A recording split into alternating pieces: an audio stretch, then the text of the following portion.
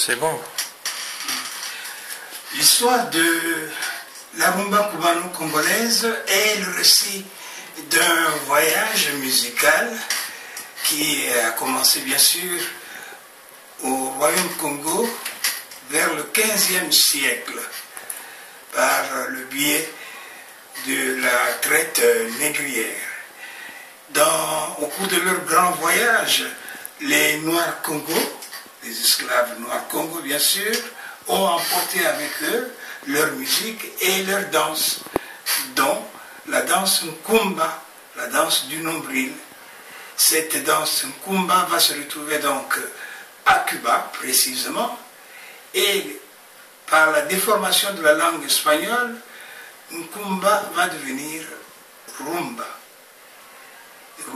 Donc, du Nkumba arrivé à Cuba, grâce à la déformation de la langue espagnole, Kumba devient rumba.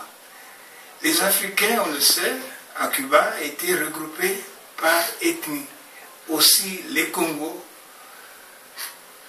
ont réussi par ce regroupement qu'on appelait à l'époque Calbidos à garder leur danse, au point où celle-ci prendra une ampleur au niveau de l'île de Cuba. Elle deviendra même le fleuron de la musique afro-cubaine, puisqu'il va donner naissance à d'autres musiques comme le sol, la conga, le mambo, etc.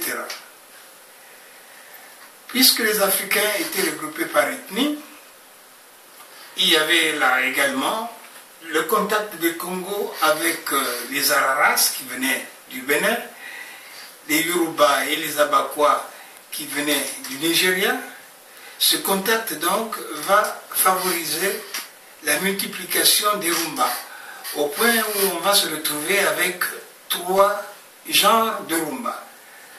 La rumba colombia, la rumba huanco et la rumba yambo. La rumba yambo est précisément celle qui est typiquement congolaise.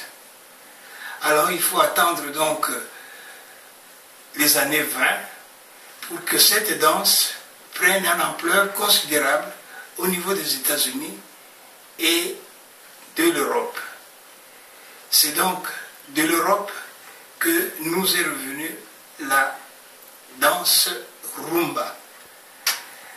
Elle se manifeste d'abord en 1938, oui, plus précisément en 1938, par la présence à Brazzaville d'un Français d'origine martiniquaise qui va créer donc le Congo Rumba en 1938. C'est à partir de cette formation que la rumba va être mise en exergue à Brazzaville. Pratiquement dans la même période, à Boma, donc au Congo belge, grâce à la présence des Popos, il va naître également un groupe qui base sa musique sur la rumba, le groupe qu'on appelait Excelsior. Il faut attendre donc les années 40 sur les 2 rives du fleuve Congo, d'abord par la création par Paulo Kamba du groupe Victoria Brazza, et un peu plus tard par la création également à Kinshasa sur le modèle de Paul Kamba par Wendo, le groupe Victoria Kin.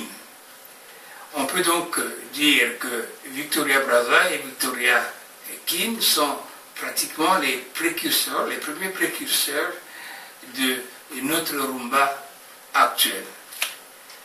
C'est donc à partir des années 50 que cette musique va donc prendre de l'ampleur avec la présence à Kinshasa des éditeurs grecs et belges.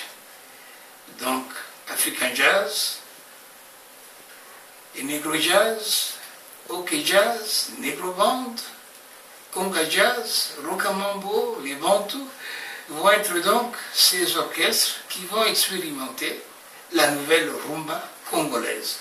Certes qu'au niveau de ces groupes va naître deux écoles. Les plus grandes étaient donc l'école African Jazz et l'école OK Jazz. Et suivra bien sûr l'école Bantou et enfin l'école Zaïko. On peut dire que depuis que la rumba nous est revenue, il y a pratiquement 4 grandes écoles qui se sont constituées. Mais beaucoup plus sur 2 modèles. Le modèle Odemba, c'est ce modèle que pratiquait l'école OK Jazz, et le modèle Rumba Rock, celle de l'African Jazz.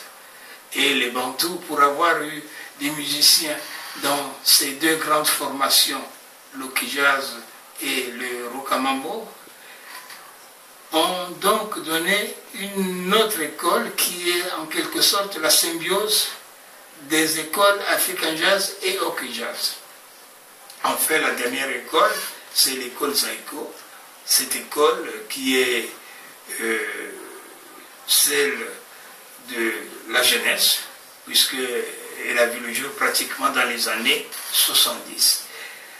Alors, l'histoire donc de la rumba cubano-congolaise est une grande histoire qui se supervise en 3 parties.